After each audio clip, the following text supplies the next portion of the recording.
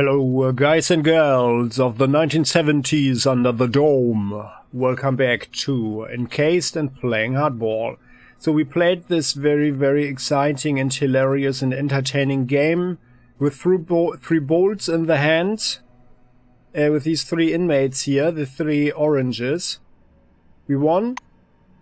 And we won 400 bucks there. Now we have 462, although I feel that something is wrong, because I think we had more money before, but whatever. So, let's wash our hands. We didn't even cheat, but won actually honorably, and that was a special thrill in itself, right? What is that? Oh, a broken toilet. Let's look into it. What could that be? Oh, a gun brush. Interesting. Okay, well, so time to go here. We are relieved for 30 seconds. Any radiation, yeah, washing our hands. Any radiation would leave our body, or like a little amount, a small amount of radiation. Another broken toilet. Let's look into it. Someone put an empty beer bottle in there. Well, now we need to wash our hands again, of course. Hair, okay, good. Alright then, these guys, yeah, we can leave them alone now. Oh, well, actually, let's do something nasty. Because now that we've been so honest with them, I feel that, and we kind of, yeah. We need another form of thrill now, right? He's got some stuff, so let's take his bolts. And let's take 20 of his bucks, let's say. Right? There. I hope whoever did this chokes on what he's stolen.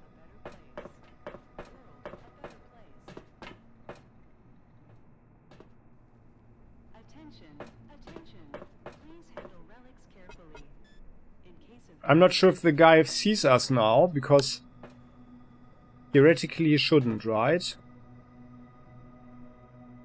Okay, that seems to be fine, good. So that's how it works. Nelson. Hello, Nelson. An impassive man, his long grey hair in a bun, smokes a cigarette, dropping ash on his boots from time to time. The headphones hanging on his neck produce some metal music. Uh-huh. Hi there. The dull badge on his chest reads Nelson Cunningham, Burial Manager. Nelson takes a cigarette out of his mouth. Hi, feeling good, huh? It's a professional interest. Haha. Well, I see you are the funny guy, like with the coffins and all. Or like, rather, what are these boxes for? Boxes. What a thing to say. Boxes? These are coffins. Nelson reacts as if we've insulted him deeply. He approaches one of the containers. These are the best coffins I ever seen. Here, a window to look at the dead. Wanna open a closet? Can do. Here's a latch to stop the lid from falling. Alright, technology. Cunningham swings open a coffin lid. Fortunately, this one is empty. Soft, comfortable, it's soundproof. Can sleep in it alright? Wanna try? No. How about you lying there yourself? The blue spreads his hands. Shoot yourself. I personally do like lying in one of those sometimes. He lies down inside the coffin, rolls back and forth a few times and gets comfortable on the velvet cushioning. Sure good, I hide from the bosses here sometimes. Close the lid and go to sleep. As if to confirm his words, Nelson shuts the lid. Yeah, we are not making any jokes now. Is he actually bartering something interesting? Techno woman. Yeah, let's wait for him to climb out. A couple of minutes later, the lid pops open from a powerful blow and the blue rises from the coffin, roaring, his arms outstretched. Climbs out of the box. Like a zombie, alright? Haha, yeah? Okay, so... And what exactly is it you are doing here? Cunningham approaches one of the containers and pets it tenderly. Prepare cheese, guys, here for cremation. Waiting for the meat wagon. I'm here to kinda watch everything goes right. He sticks out his chest proudly, puffing out smoke. Uh-huh. Well... Can I have a look at the cadavers? The blue readily lets us approach the containers. Just don't open them. There are windows. Slide them open and look, alright? Let's look at the first corpse. Upon a velvet pillow rests a hand wrapped in shreds of black uniform. This must be all that remained from some soldier. Second corpse. The coffin is occupied by the beautiful, coiffed, middle-aged woman wearing a silver wing uniform. Third corpse. Pale, skinned orange with the purple face is lying in the coffin. His neck has rope burns. Oh. Did someone string that person up? Well, let's step away from the coffins. Okay, then we can go for the moment. So, and I do have an idea. But in our huge brain, we are just thinking about it. What happens actually if we talk with the guy, ask him to lay down in the coffin, he lies back in there. We lock the latches on the lid. We lock the metal latches on the lid of the coffin. Cunningham shouts something from within, but his voice is almost totally inaudible.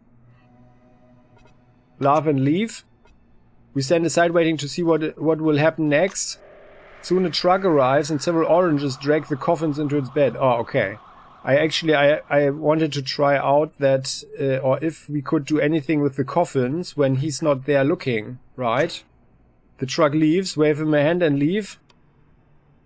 Leave, pondering on fate and the inevitability of death. Oh my god. And it's -5 reputation with Blue Wing, although how would they know that it was us, right? Yeah. Okay, so I didn't totally anticipate that outcome, but that was just like a form of role-playing game that we played in our huge brain for a moment. And of course we would not do anything like that. That would be rather psychopathic. But like this one here, is there anything? Yeah, obviously not. Empty CRONUS coffin. Beautiful wooden coffin coated with matte blue varnish. The latches are folded open and the lid can be lifted freely. Inside it is studded with the dark maroon velvet. That of the bed lies a small soft pillow. Okay. So, but we can also not do anything here, right? No. So. But this is like the Blackwing squad, like where only the hand was left. Decapitation. The orange wing, so... Asphyxia. So he strung himself up, huh? He hanged himself. Well, that's really not so good. Tamara Polishok, she's beautiful, or was beautiful, acute pancreatitis. Yeah, well, that's the situation there. Okay, so then, there's nothing here. Even if we had a very high perception, there's nothing there. Apparently, at least not with level 8. Nothing here. There's this guy, he better not see us. Okay, I think we are done here. Which means, oh, the thrill. We do feel a thrill there. And actually, let's go here.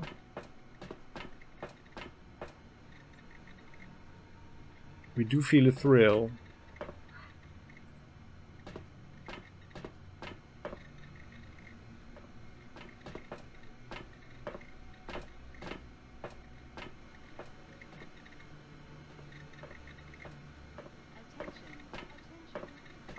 Yeah, we looked at everything. We're just waiting here by the door. Why is he not walking over?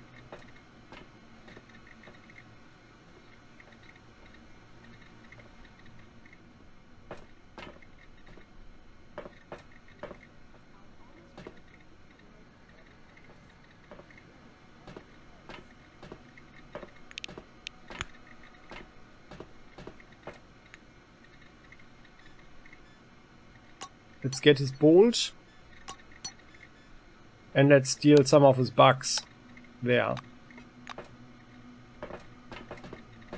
Robbed again. What kind of folks would do this? Yeah, it's just a thrill. It's really just a thrill. Like we are one of these spoiled little girls, the rich girls, who steal from people for the thrill. Shoplifting, basically. And with him, also we are rather modest, right? It's more a matter of a fixer. Yeah, let's get this one. Robbed again. What kind of folks would do? So there we go. So we are done here. That guy over there, that's fine.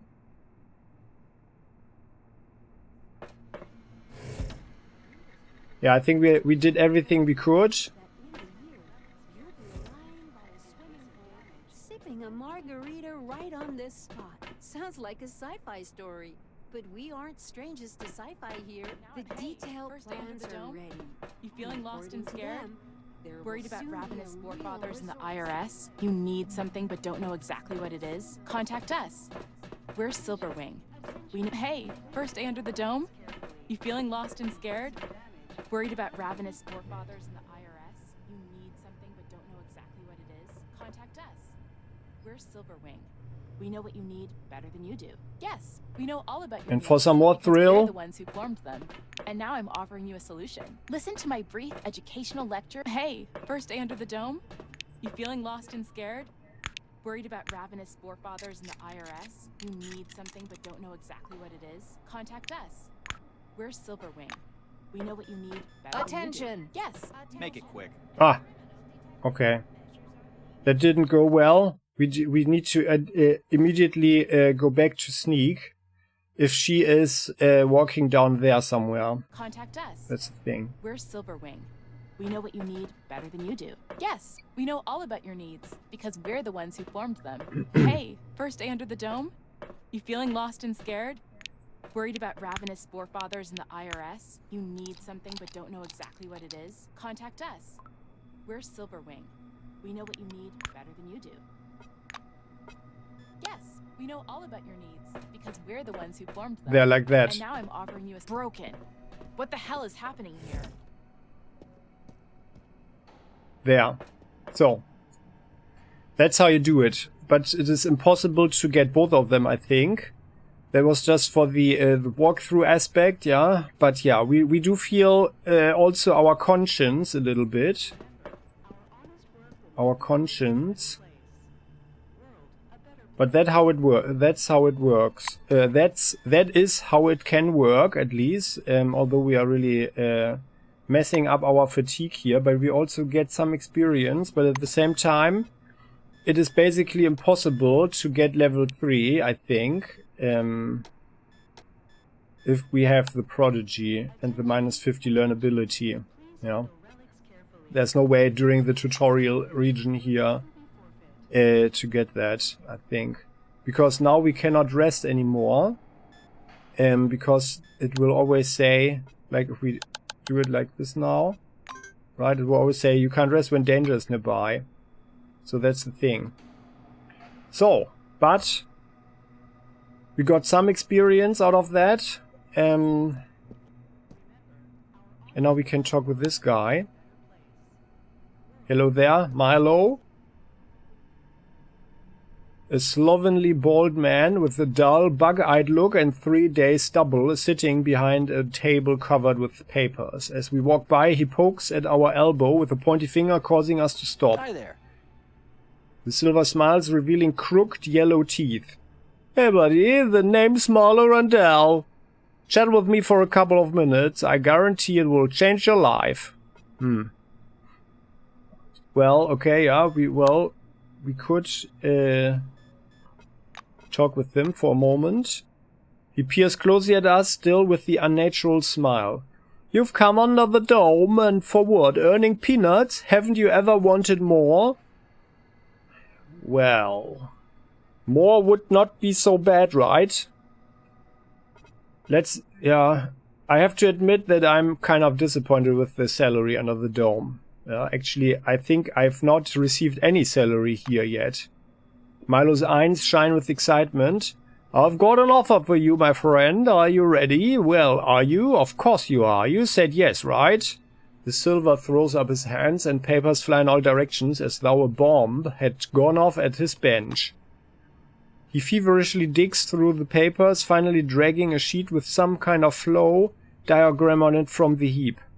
Okay, you're ready. Let's say there's a certain product, product X. The value of this product never drops. It always goes up. All you have to do is find a buyer who's ready to pay for product X. Milo shakes the diagram in front of our face.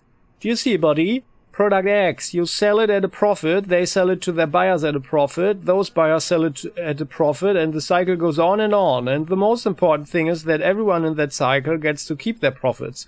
Join up and start making money right now. Randall calms down slightly. He returns the diagram to the pile and resumes his frightening, unnatural smile. And now I'll answer all your questions about Product X so you can pay your membership dues and join my system with complete confidence. Milo. Let's have a word about your scheme. Randall raises his index finger like an instructor about to make a critical point. A system, not a scheme. There's quite a difference. But to go on, ask whatever you want to know. What about this Product X? A liquid relics, the Silver declares proudly, then lowers his voice. It's the perfect product. Nobody knows how much they are actually worth, but every person in the chain can sell them at a higher price. That's why everyone in my system is guaranteed to make money. And where do you get these illiquid relics from? He taps his fingers on the table agitatedly. That's a good question. My policy is keeping business processes accountable. It's not commonly known, but CRONUS allows its employees to buy liquid relics for low prices. You buy it, you sell it, the profit is yours. Simple? Simple. I'm just firing up my huge brain, so it does sound reasonable, but the scheme needs more details, actually. Randall looks at us with shark-like eyes. Like every businessman, I introduce my know-how into the logistics and the supply system. Part of the X goods comes to me from the diggers working on CRONUS's classified objects. It's absolutely legal. For me, I'm a Silver after all, right? And what profit can the people make who can't sell the relic? Milo chortles derisively. You stay on the system as long as you make sales. No sales, see you later. We don't need ballast and we don't need lazy salesmen either. See? I've thought it all through. I'm telling you, every active member of the system is guaranteed to make money. Okay. How about you actually pay a fee and join my network? The Silver stares at us in astonishment. What? Are you kidding? I'm the one who comes up with systems. No way. You should join mine. Come on, Pilo. Partnering with me would benefit you incredibly. So we paint a glowing picture of this partnership using our conviction 30. With that Silver tongue of ours, we easily convince Randall he would be better off joining our system so he can discover new virtually limitless markets in which to sell product X. Mesmerized by our promises, Milo gulps and wistfully passes us the money. Yes, you are right, my friend. It's a brilliant idea. So, who will I be? An iron-level Concord distributor with diamonds and oak leaf clusters? Sounds great. And what about my system? We could make each other rich. Yeah, maybe. Also, you'd not only get diamonds and oak leaves, but also crossed swords, my friend, right? However, I can't really give you any money, sorry. Sorry about that. But, let's see, you'll be rich anyway, so you don't really need my money. Okay, then we can go here. I can see that something's bothering. Oh? Well, it's a bit of a private matter, you see. God, come on already. We can't just hand Miss Norway over to the Silvers, see? She's unique among relics. Ed, we already discussed this. The relic's effect is well known. It's nothing but semantic imitation. I wrote you about it, remember? I know. Well, there's something else. She's rational. No, really. I've talked with her for hours. Damn it, Ed. The relic doesn't speak. It's some kind of subliminal wave field messing with your head. It's you having both sides of the conversation with Norway. It's all inside your head. You're imagining that it's rational. That's it. We've gone through all that. Doctor, what if it's the other way round? What if she made you believe she's not rational? Eddie! But you can't exclude the possibility, can you? That is interesting. Is there some form of robot or something? A relic? Some form of relic? Therapeutic saunas. I don't know about you, but So, alright. Let's go here.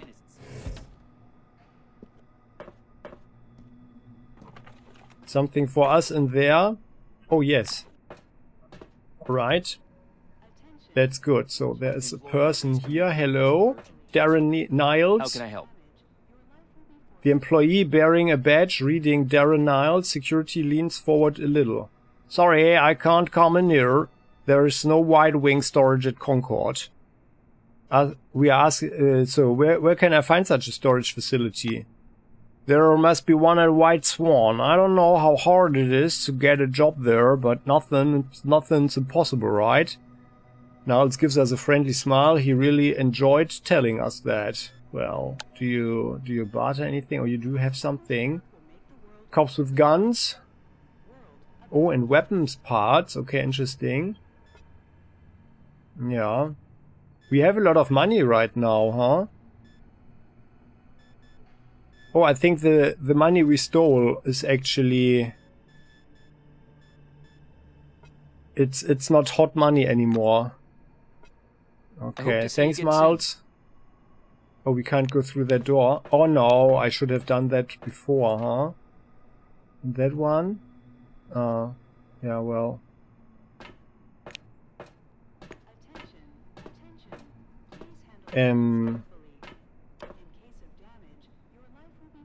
So we kind of... We want to go down there, but I think these doors are locked. Oh, a secret discovered. A forgotten case with papers. Oh, what is that? A report on stolen relics. Let's confiscate that for ourselves. Oh no, there's this money here. Okay, no, that's still stolen and still hot. Okay, report on stolen relics. Let's read it. Classified for the eyes of Magellan Station Security Chief William Dell. 3 waste crates from your station have been seized at the spire for inspection. Hidden cavities in the form of false bottoms were discovered containing over 250 kilograms of smuggled relics, 2 of which are in the highest category of rarity. In order to deceive the scale, some of the relics lightened the weight of the load. Over $1 billion worth of stolen goods almost walked past our final security cordon and onto the black market. This is a situation of utmost severity. You must take immediate steps to identify these criminals. I have no doubt this operation is beyond the abilities of a single person. I expect results within the month. P.S. Find attached a full list of stolen relics with their associated characteristics and a copy of our inspection protocols. Rudolph Maycroft, Head of Customs, Spire Station.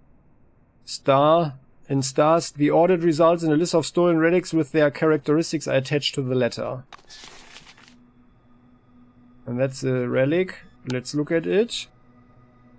Inactive spherical relic, encumbrance +5, a metallic seeming ball surrounded by petals of the same material. Much heavier than its active counterparts. Interesting. Can we scan it? Yes, we can scan it. And now? It's a fluff. Carry weight +5. First class relic. Presumed function kid's toy, package filler or mechanism part. Creates an anti-gravity field. Actively used in cargo transportation. When inactive, relic creates no negative effects. Okay. Well, we could put that one here into our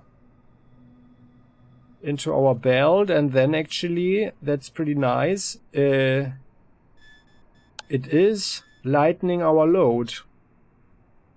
That is certainly convenient.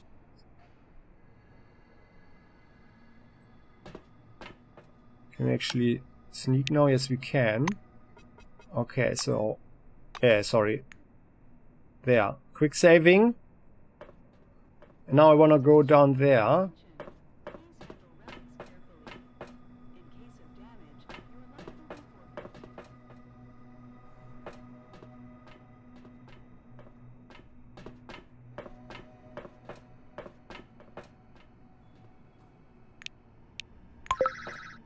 Ah, we press our Selectron against the access point, which responds with the hostile buzz.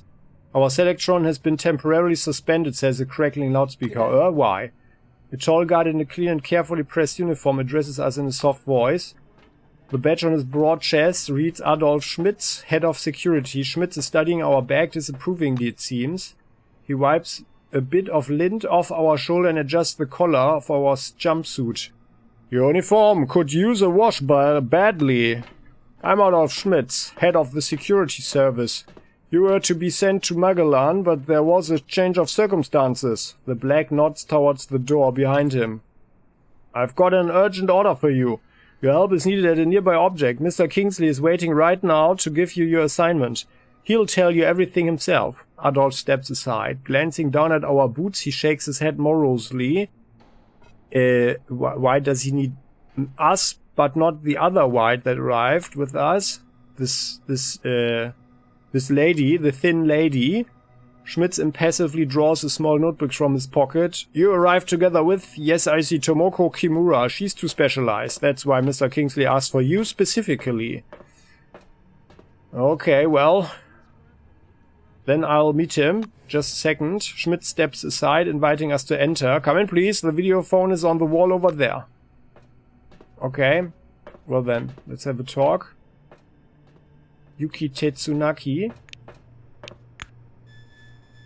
Hello, Yuki. She's a tech. Salutations. Oh. Hi! A young woman with a very creative dye job brings her spontaneous good cheer down on us like a sledgehammer. Well, I like her, actually. Yuki Tetsunaki, what do you have? Just a piece of cloth. Hi. Hey, I'm Yuki. I'm the most awesome techie here. I'm also fast and strong. Watch this. She smacks the table with some kind of tool, leaving a significant dent. Ah, okay. I have the feeling she's special. Let's act impressed. Yeah, that was impressive. Impressive. She smiles widely, twirling a lock of her hair around her finger. Then she addresses us in a conspiratorial whisper.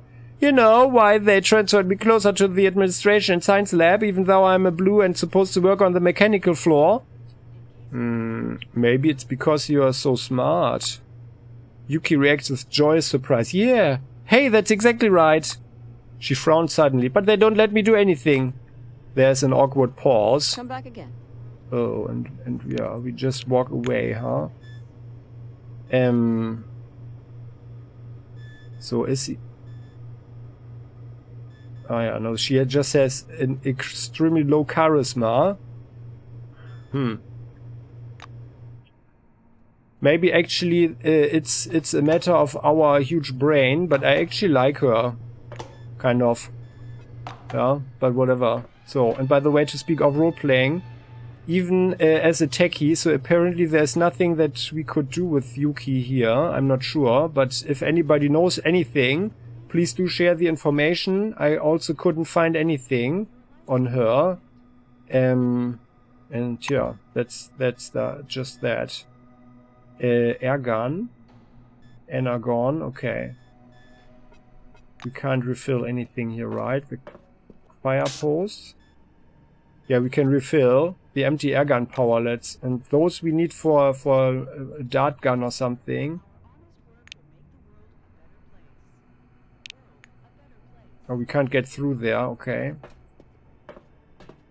So then, here we are. Use video terminal. The giant display glows welcomingly when you approach. A red light comes on under the screen's steel hood. The camera is switched on.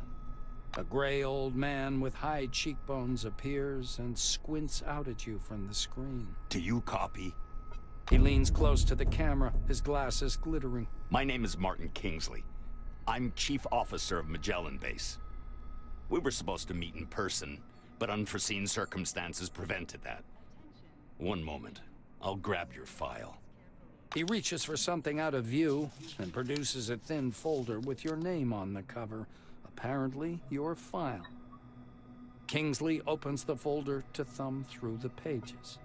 He marks one of the pages with a pencil. White Wing.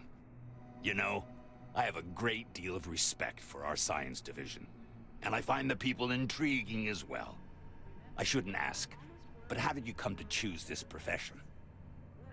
Well, I have to confess that these technologies, the forefathers' technologies and their dark secrets, they are very, very attracting and attractive. The administrator is examining you steadily. Yes, enthusiasm is good. Just mind the safety regulations and remember any damage to CRONUS property is considered a personal liability. Mind that this extends to the research complex itself. Kingsley closes the file and folds his hands in front of him. Thank you for your reply. I learned a little more about you. Now I want you to learn a little bit more about us. Keep in mind, this is not a rehearsed speech. He assumes a serious expression. When the dome was discovered in 1971, it became a scientific and media sensation, a worldwide phenomenon, and likely the most significant discovery in the history of mankind.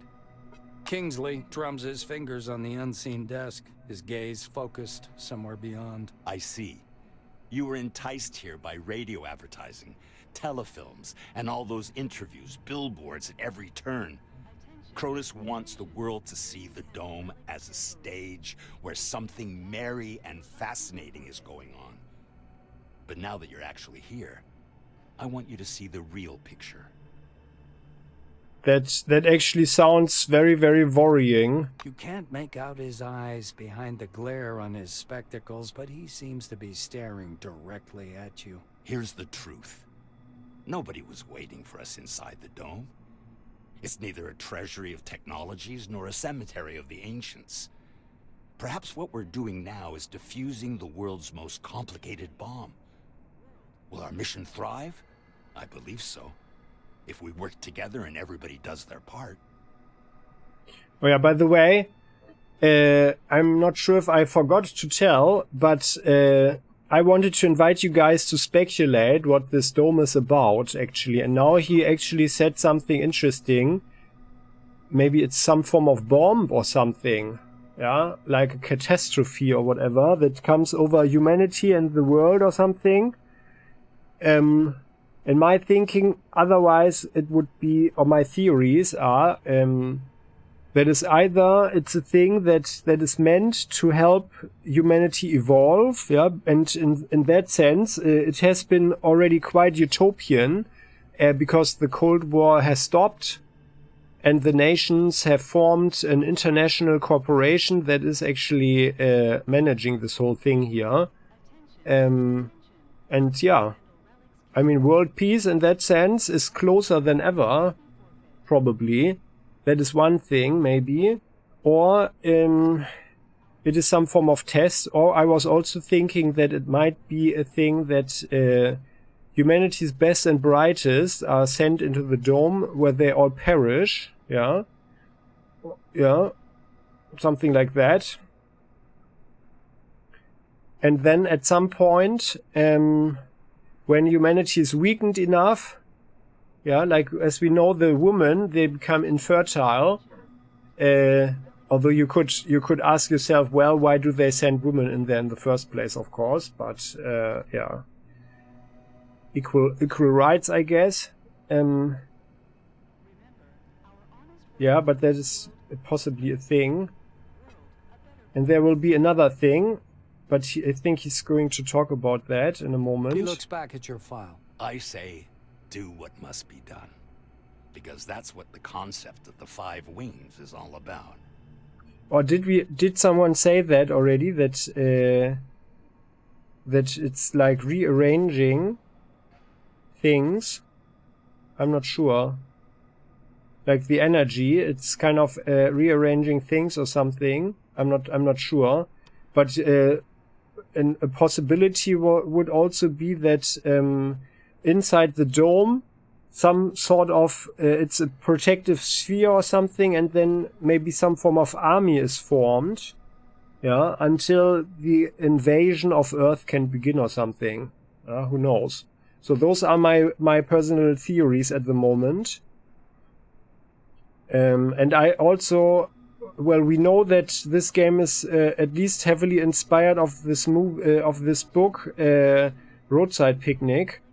But I didn't read it, and I don't want to spoil anything, also not for myself. So I don't want to know anything in that regard. So if you already know what it's about, please don't spoil. But I would invite everybody to speculate, yeah? Because that's certainly interesting, and like the whole thing is very interesting. Kingsley points at the camera. You're from White Wing, and everybody else, even I myself, is working to allow you to do your part. But the inverse is also true. People are eagerly waiting for your results, discoveries, brilliant solutions to intractable problems. Some progress to justify all the catastrophes and tragedies that happen here under the dome. Putting the folder aside, he sits back and stares at you in silence. It gets so quiet that the ticking of a clock can be heard through the speakers. Kingsley sighs quietly. You were probably waiting for some boilerplate welcome speech, but I prefer to talk about real-world problems. Glad to meet you. Well, glad to meet you too. Martin nods slowly. I apologize once again for this long-distance meeting. Now, as we don't have much time, I'd like to get to the point. I'm sure you're curious why you were taking off the bus to Magellan and brought here instead. He moves closer to the camera. I'm going to show you a short video. Please pay attention. Kingsley's face freezes on screen. I have an urgent mission for an employee of your background and qualifications. I'd have assigned someone from Magellan, but I'm short on personnel. That's why it has to be a newcomer. I apologize again for the rush, but it seems I have no choice. Martin noisily clears his throat.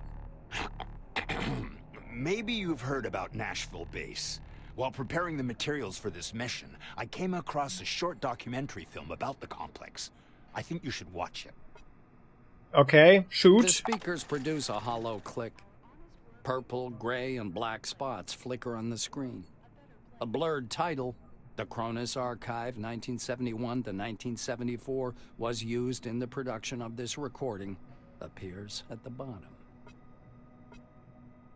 Yeah, so The shadow of an watching it. airplane flies across a faded yellow desert. A cheery voice fills the room. Every day, our researchers uncover more and more of the dome's secrets. There is no doubt the underground structures, so-called objects, are organized according to some pattern. Though early on, the importance of the relics to scientific research was considered insignificant. The desert dims into the black of a chalkboard. White lines drawn by an invisible hand begin to sketch a schematic of the dome. That's interesting. So what could the white lines be? Like there may be some areas with a certain energy or whatever.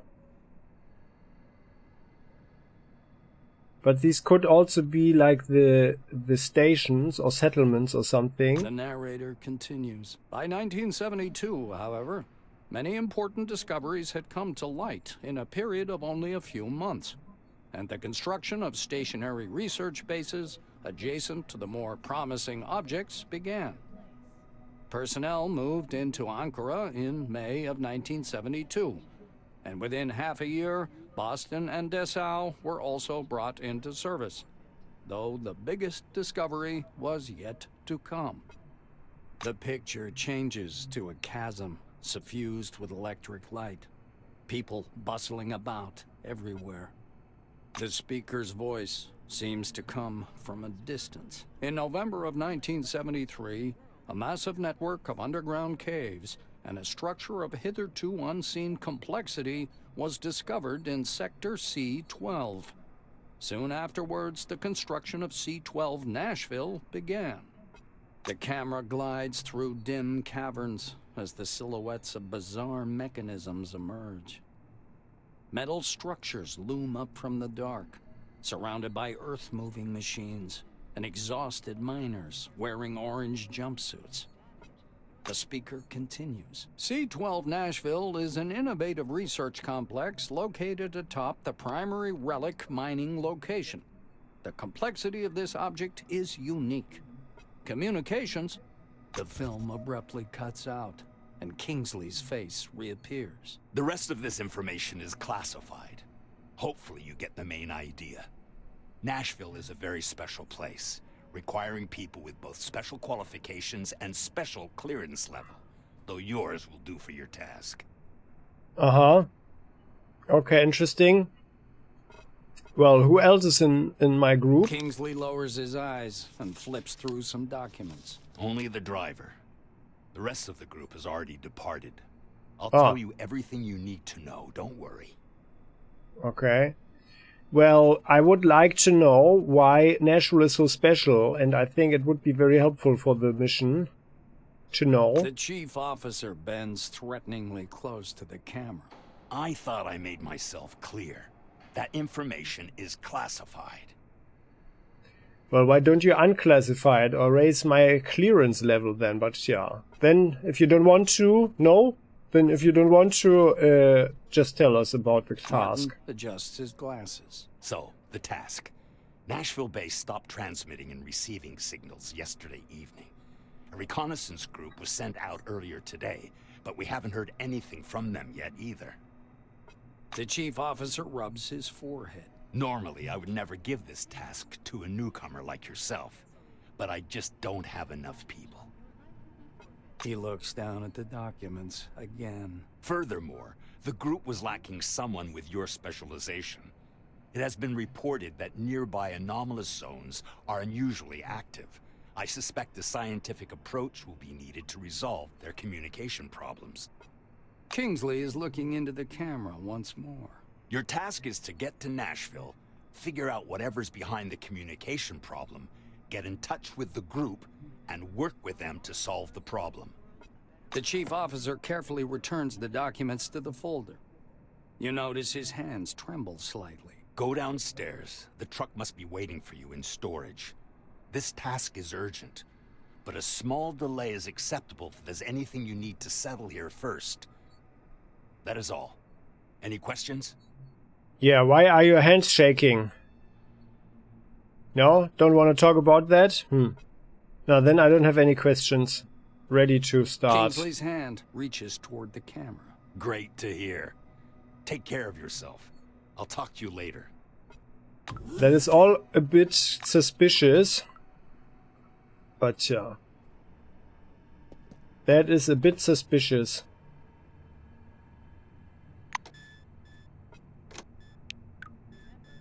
So. Strange events. And our story. Okay, so then... Oh, and sorry. There, yeah, we have so much in the codex. Oh yeah, if you want to read, just hit the pause button. We already read it all. But not here in the codex. What's this? Traveling. Thievery.